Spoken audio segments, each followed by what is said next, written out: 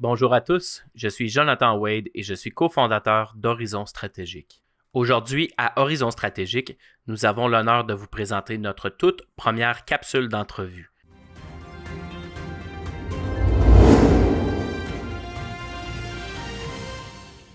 Quoi de mieux que de débuter par un sujet qui me passionne et qui a été ma carrière pendant plus de 14 ans, les forces canadiennes. Au cours de ces deux petites entrevues, vous allez découvrir une facette des forces armées canadiennes qui reste encore assez mystérieuse ou même inconnue. Le Canada a récemment revu ses doctrines en termes d'opérations terrestres. Afin de mieux se préparer à toute éventualité, les 3 bataillons d'infanterie légère du Canada se sont vus décerner des spécialisations liées à la conduite d'opérations terrestres, amphibies et aéroportées. Nous avons l'honneur aujourd'hui de vous présenter un bref aperçu d'une de ces spécialisations, la guerre en jungle. La personne la plus apte à nous en parler est un militaire avec qui j'ai fait mes formations de base et nous avons servi ensemble autant comme réservistes que réguliers au sein du 3e bataillon Royal 22e Régiment. Le sergent Benoît Toyon est l'expert en la matière au sein des Forces canadiennes. Je me présente Benoît Toyon, je suis sergent dans les Forces armées canadiennes, j'en suis à ma 17e année.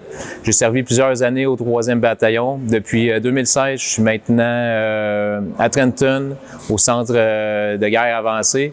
Je suis dans la position du SME en guerre de jungle. Donc, ce qui s'est passé, c'est que j'ai eu la chance de faire le stage Jaguar avec la Légion étrangère. Par après, il y a eu une demande des unités des forces, des unités conventionnelles du 3e bataillon pour développer une capacité en jungle. Puis cette demande devenait de plus en plus forte. Donc, l'école, la chaîne de commande de l'école a décidé de créer, de mettre plus d'attention sur la guerre en jungle. On est en train de réécrire les doctrines, on est en train de créer le code de Basic Jungle Warfare. C'est pour ça que ma chaîne de commandement m'a attitré là, à cette tâche. En fait, le Canada comporte 3 régiments d'infanterie dans la force régulière. Chacun de ces régiments ont 2 bataillons mécanisés et 1 bataillon d'infanterie légère. Les 3 bataillons d'infanterie légère sont le 3e bataillon Royal 22e Régiment basé à Valcartier, le 3e bataillon Royal Canadian Regiment basé à Petawawa, et le 3e bataillon Princess Patricia's Canadian Light Infantry, basé à Edmonton. Ces 3 bataillons, étant tous spécialisés en infanterie légère, sont présentement en pleine transformation.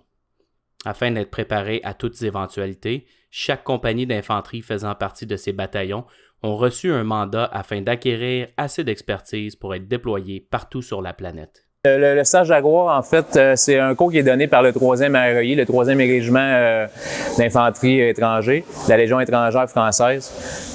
C'est un stage qui est donné depuis le milieu des années 90, à la demande justement pour le combat pour être capable d'opérer que les soldats puissent opérer en jungle, puis puissent être capables d'opérer aussi à titre de commandant de peloton, puis à un niveau plus avancé, toujours dans la guerre en jungle.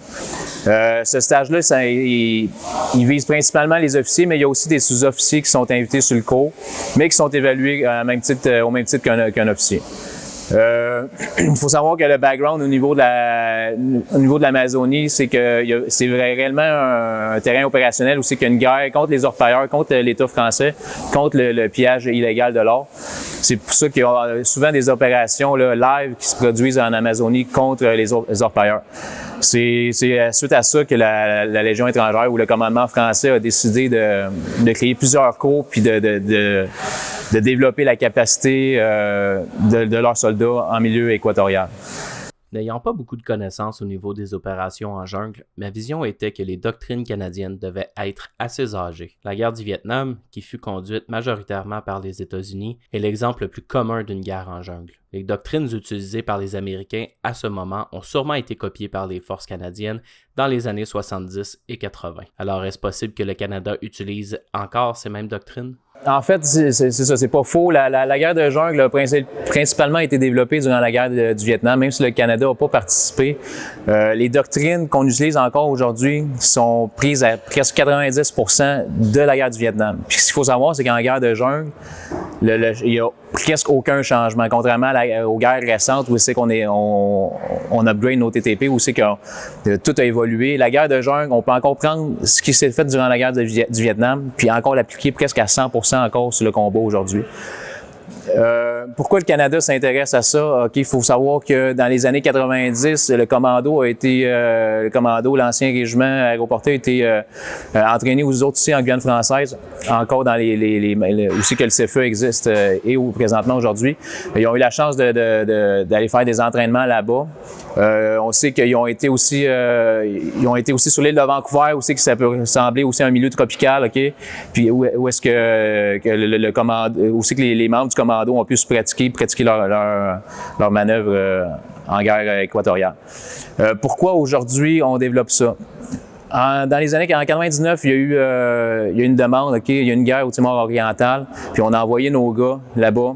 Malheureusement, il n'y avait aucune profondeur, il n'y avait aucun background au niveau de la guerre équatoriale. Fait que nos gars sont arrivés là mal préparés. Il y a eu ça peut être seulement au niveau des maladies, tout ça. Il n'y avait aucun background au niveau médical. Les gars, ils souffraient de maladies. Les équipes médicales ne savaient pas nécessairement de quoi ce que les gars avaient. Ensuite de ça, au niveau de l'équipement, il y a eu un manque aussi au niveau de l'équipement. Tout ça a amené une réflexion où est-ce qu'on a décidé de repousser pour de redévelopper la guerre en jungle. Puis c'est aujourd'hui aussi qu'on en est là, en 2019. C'est un long processus, OK? C'est lent, c'est vraiment un long processus. Mais tranquillement, là, la chaîne de commandement puis l'armée canadienne pousse pour avoir une capacité d'opérer en jungle. Sachant aussi qu'aujourd'hui, on parle de la forêt équatoriale, mais la forêt équatoriale, c'est pas simplement l'Amazonie, OK? On en retrouve aussi en Afrique, OK? La jungle se retrouve aussi en Afrique, ça peut se retrouver aussi l'Indonésie, en Inde, OK? C'est tous des milieux équatoriaux.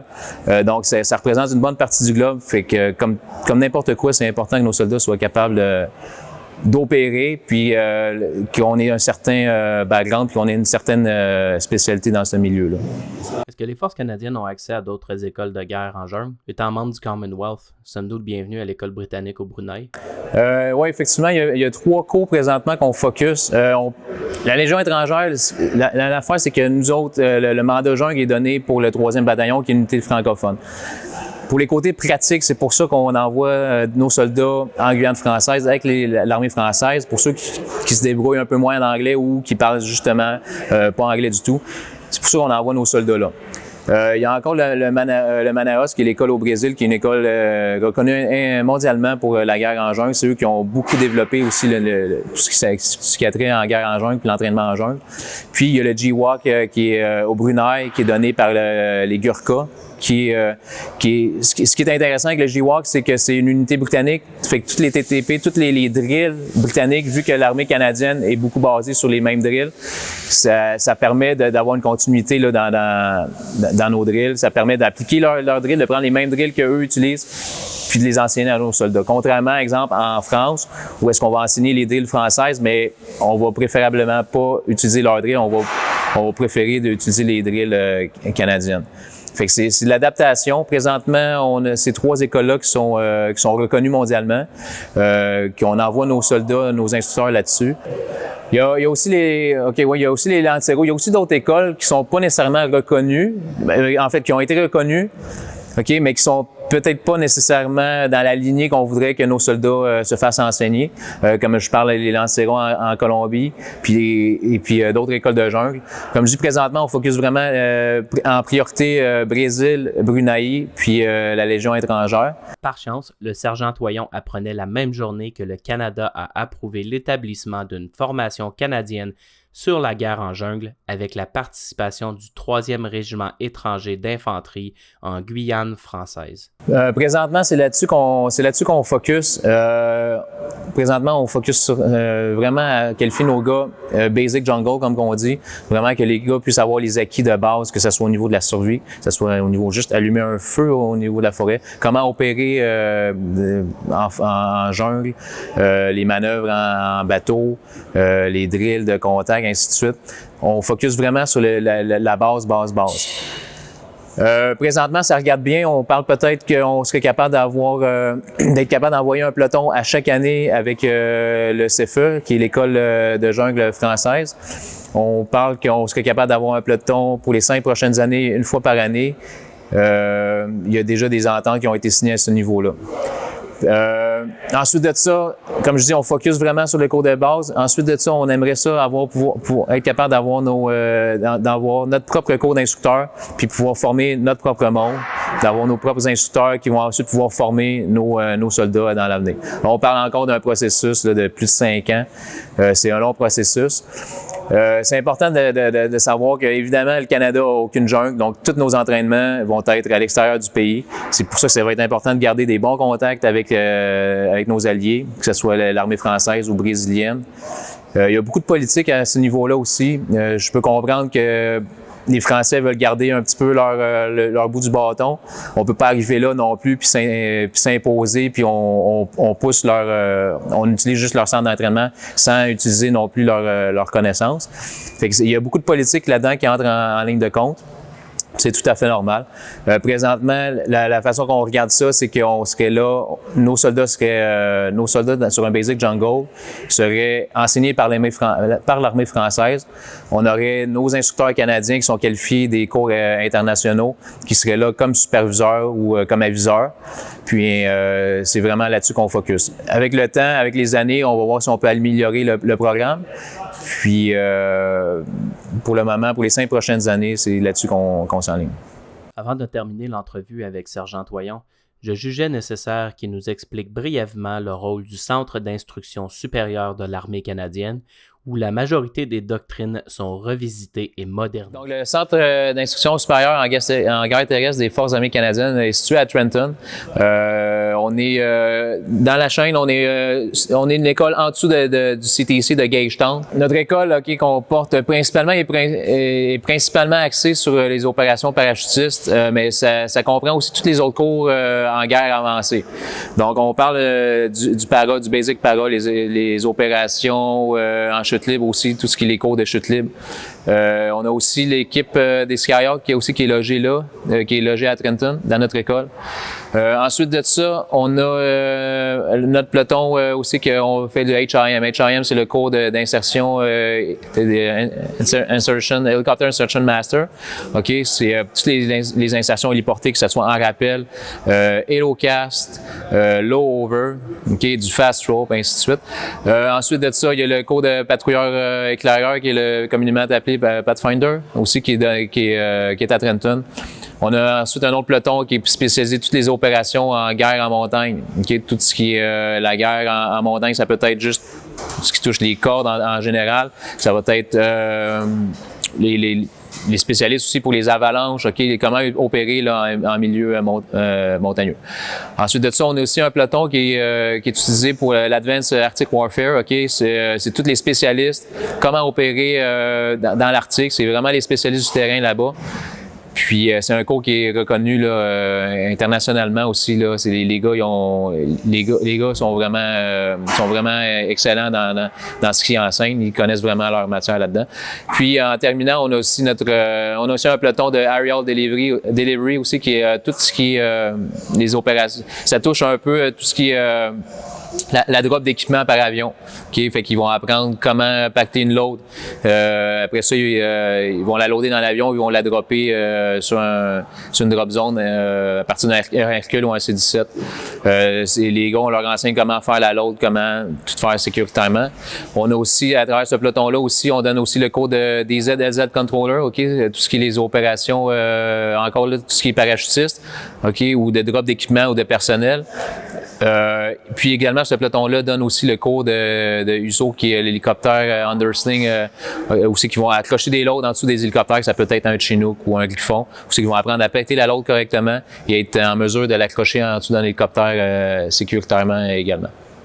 Quelques minutes après mon entrevue avec le sergent Toyon, j'ai rencontré la sous-lieutenant Élise Thivierge, récemment diplômée du Collège militaire royal de Kingston, qui sert présentement dans la compagnie assignée aux opérations en jungle.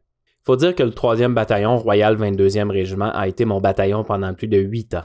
Un brin nostalgique, nous avons fait l'entrevue dans les lignes de la compagnie B, qui fut la première compagnie avec laquelle j'ai servi au sein de ce bataillon. Alors, bonjour, je suis le sous-lieutenant Thivierge. J'ai étudié en études militaires stratégiques au Collège militaire. Je suis officier d'infanterie, commandant de peloton à la compagnie B au 3e bataillon. Sachant que les bataillons d'infanterie légère ont commencé à se spécialiser de plus en plus, au 3e bataillon, Royal 22e Régiment, le rôle de la compagnie B est de se réapproprier la jungle. Donc, est-ce que vous pouvez un peu nous expliquer c'est quoi le rôle en tant que tel de la compagnie B au niveau de la guerre en jungle? Oui, alors on s'est fait donner à la compagnie B spécialement le mandat de développer la capacité jungle et amphibie, ce qui veut dire qu'on envoie des instructeurs, 1 ou 2 membres par année dans des cours Advanced Jungle pour être qualifiés instructeurs jungle par des pays autres, d'autres armées, que ce soit l'armée française, l'armée britannique ou l'armée brésilienne, pour qu'eux reviennent avec des connaissances. Nous, notre but dans le futur, c'est que le Canada run son propre basic jungle de base canadien. Une des difficultés, c'est au Canada, ici, on n'a pas de canopy, on n'a pas de jungle. Donc, c'est de trouver des partenariats pour pouvoir avoir ces plateformes-là pour développer notre cours de basic jungle. Ce qui comporte de former ce cours de Basic Jungle, c'est tout l'écrit. On travaille beaucoup. Ici, on a une cellule à la compagnie B. On a de l'aide de Trenton, des écoles pour essayer de faire le draft de la Bible de qu'est-ce que le soldat en jungle devrait faire. La première fois que la compagnie B est allée en Martinique, c'est en 2014. On est retourné en 2017 et on est allé cette année en 2018. Est-ce que vous pouvez juste élaborer un peu sur ce que vous avez fait justement? Alors, oui, absolument. Alors, cette année, avec le peloton, le 5e peloton de la compagnie B, on est allé en Martinique faire un stage d'aguerrissement. Ça compte pas comme un cours de base, c'est vraiment dans le milieu tropical. Puis on a fait aussi beaucoup de nautique, des composants de la technique de base, que ça soit des beachheads, des requis en palme, ou que ça soit de la navigation en terrain tropical dans la forêt. C'est ce qu'on a touché. C'était plus un échange avec l'armée française pour voir aussi, nous, une rétrospection, qu'est-ce qu'on peut faire sur notre cours de Basic Jungle pour le futur. Au niveau des capacités futures de la compagnie B, oui. Qu'est-ce que vous projetez peut-être dans les 2-3 prochaines années? Est-ce que vous êtes capable de déployer une compagnie, vraiment une compagnie opérationnelle dans un théâtre de jungle tropical? Alors oui, on a reçu le mandat qu'on devrait faire soit un exercice au niveau de compagnie, mais présentement à la compagnie B et au 3e bataillon, on a seulement 1 officier et 4 sous-officiers qui sont qualifiés Advanced Jungle. Donc nous, notre but présentement, c'est de développer un plus grand bassin d'instructeurs qualifiés en Advanced Jungle, arriver à développer notre cours de Basic Jungle pour avoir des soldats, des caporaux qualifiés en Basic Jungle, pour ensuite former ce bassin de personnes qui est qualifié en jungle pour partir en exercice. On est très bien au courant avec les situations qui se passent en Amérique du Sud, que ce soit, imaginons, la crise au Venezuela ou autre. Le Canada peut être amené à opérer dans des environnements jungle. Et selon moi, c'est à la part du 3e bataillon, compagnie B, qui vont demander pour être déployés dans ces milieux-là. Donc, c'est de former le monde pour pouvoir se développer puis être capable de remplir les mandats futurs des Forces armées canadiennes.